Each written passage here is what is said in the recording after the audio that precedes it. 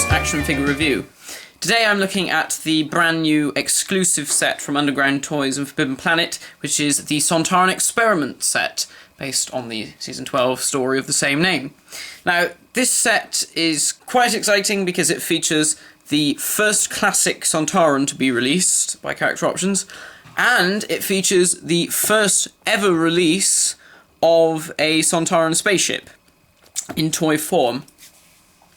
So, I'm going to start the review looking at Steyr, Field Major Steyr over there. This is obviously the second Sontaran that was seen in the classic series. He comes with his helmet, which I'll show you in a sec, and he comes with his little orange gun with the ping pong ball on the end, because this Sontaran didn't have the usual wand-shaped gun.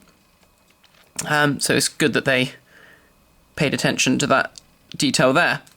So the articulation on this figure is as follows. He can do 360s at the shoulder. He can barely move his biceps. They're hindered by his big torso. He has articulation at the elbows. His hands can do 360. His waist has articulation as well, can do 360s. Also at the thighs and at the knees.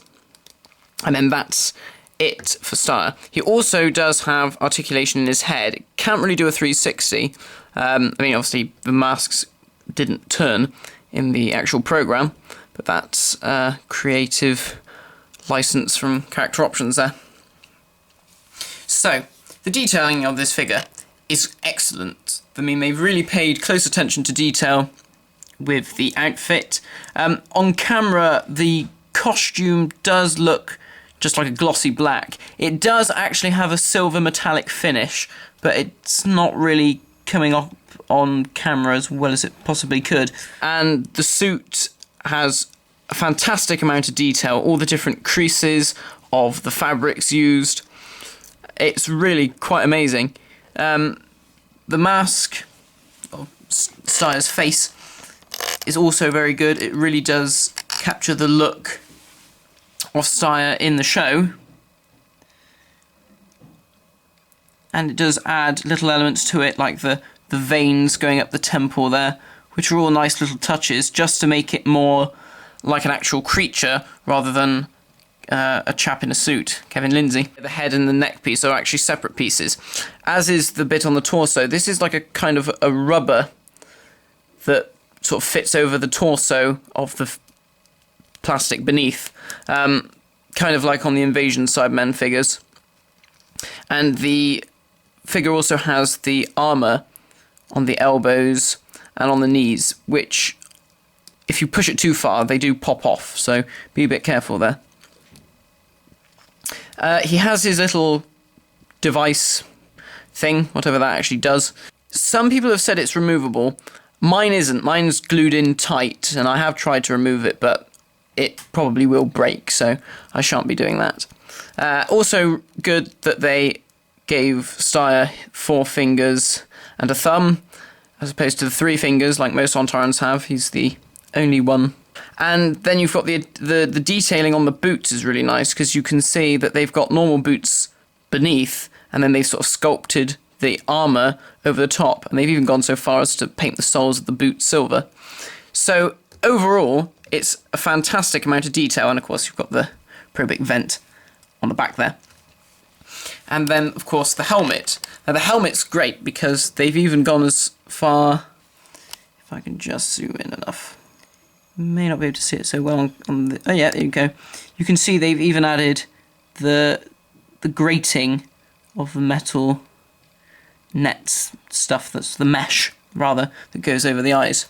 And it does click onto his head okay. It's a bit funny. The reason being is that it's a bit tight. There's like a little peg at the back, you may not be able to see it on here, which just fits the shape. You can see there like a little notch. And that just plugs in like that. In some places the actual neck section is a bit bent inwards, so you may want to try and just push it back, because I did find that it did start to bend under the helmet. And there we go, he's ready to go. So overall, a fantastic figure, just on its own. An excellent addition to the line.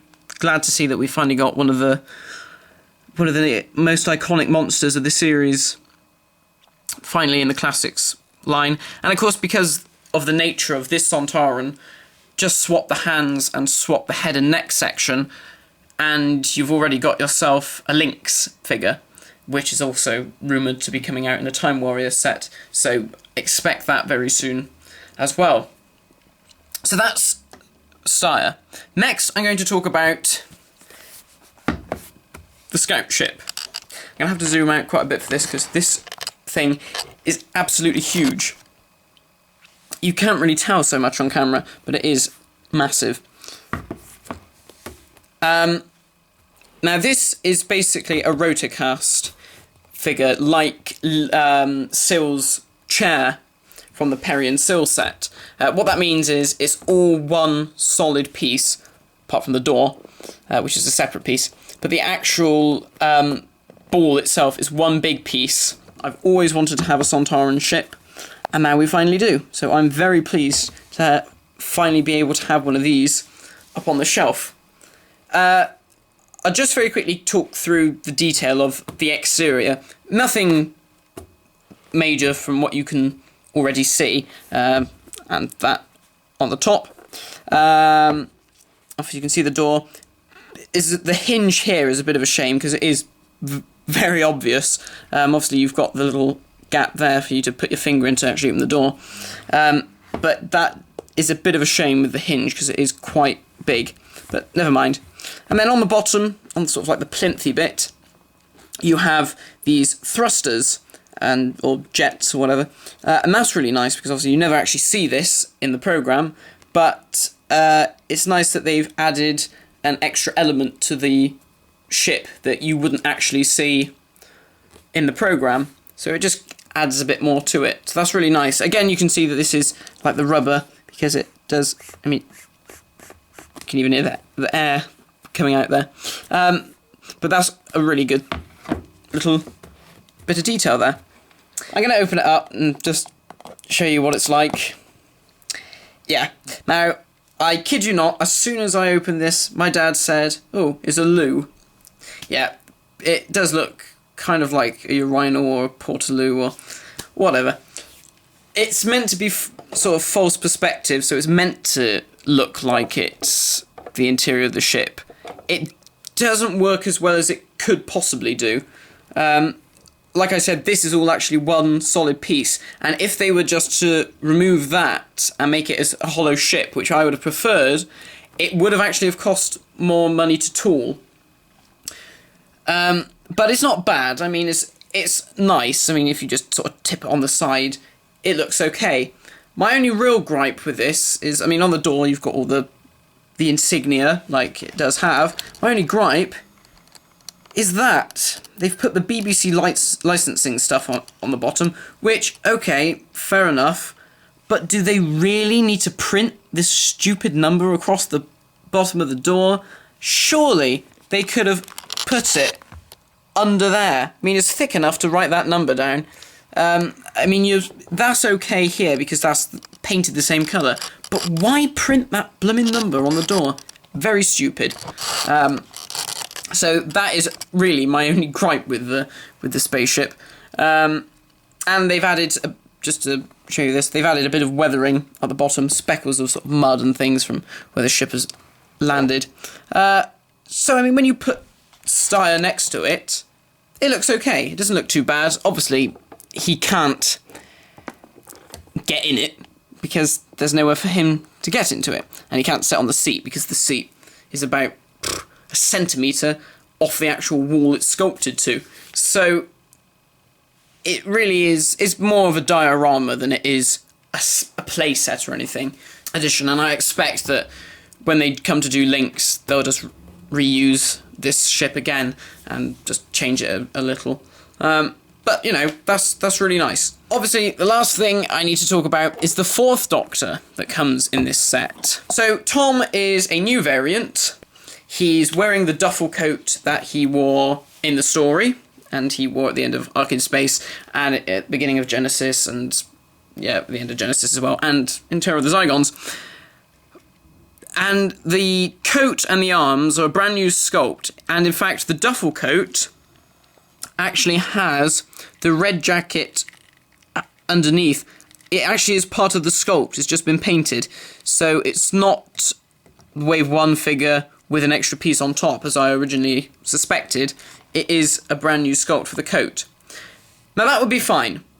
Unfortunately, I have no idea why they have decided to repaint the shirt completely white, the cardigan, the colour of the houndstooth waistcoat he wears in the following season, and then they've repainted the green tie red. So what you get is like this weird hybrid of a variation of Tom you never actually see. So, which brings me to my next point. Why can they concentrate so much on the details on this figure, which is really good, nothing wrong with it, and then they cock up the simplest of things? They didn't need to change it. They just needed to put that new coat and arms on a Wave 1 Tom. Bizarre. Now, initially I thought that they would change that for the Genesis of the Daleks set. However, the pictures of those that have been leaked show that they've done the same cock-up. So, when I get that one, I shall definitely be customising it to actually resemble what he actually wore in the programme, as opposed to some stupid costume that they've just messed up. And I know some people are going to say, oh, well, at least it's a variant. Well, yeah, at least it's a variant, but he never wore that costume. That's like putting Colin Baker in Sylvester McCoy's costume. Oh, he's a variant. Yeah, he never wore Sylvester McCoy's costume. Obviously a bit different, but you know what I mean. So I was quite disappointed with that, because really, if they hadn't have messed that up, it would have been fine. I mean, the articulation is the same as the normal Wave 1 Tom. The head that he has is actually the Seeds of Doom head from the 11 Doctors box set, but with the hat painted brown to resemble the earlier hat. Again, his face is a bit weird, like the Seed of Doom Tom. If I just zoom in, it's the eyes. The eyes always seem to end up dodgy on this head for some reason. And his lips are really dark. It doesn't look so bad in this camera, but when you see it in the flesh, it does look like Tom Baker's wearing lipstick and perhaps has become some sort of transvestite. One word of warning. Oh, he does come with his sonic screwdriver as well. One word of warning, the head. Don't attempt to pull it off. I thought it would be interchangeable. I pulled the head off and I couldn't get it back on again. And I broke the peg in the process, and I had to glue the peg up so that the head would go back on, so I had to boil and pop that back on. So really don't attempt to remove the head. Why is it not removable? They actually added an extra bit of rubber or plastic, whatever, to the rim of the plug in the neck, and that actually stops it from being able to be pushed back on. All in all, I'd say a fantastic set. Nice to see a classic Sontaran. Nice to see the Sontaran ship, which is really nice. Tom variant aside, would have been good if they'd have actually not arsed around so much. I mean, I don't know why they did it. I mean, unless there was a reason for doing it, I don't know. Not sure why. Kind of a pity. And especially the fact that they're going to re-release him again in the Genesis of the Daleks set. So, thanks for watching this review, guys, and I shall see you next time in my next Classic Series review.